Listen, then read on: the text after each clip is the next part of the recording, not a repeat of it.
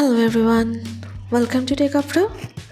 Today in this video I'm gonna show you how to set freeze on a video in CapCut.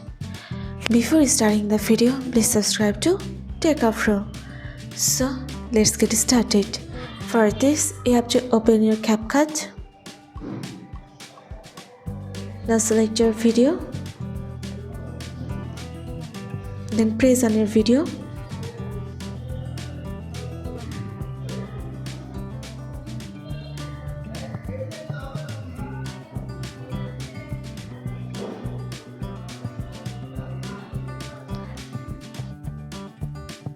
Here you can see the option of freeze. You have to press on this. Before pressing it, you have to select that part which you want to freeze. That's it. So this is how to freeze on a video in CapCut. So guys, that's it. You can do this. I think this video is very helpful to you.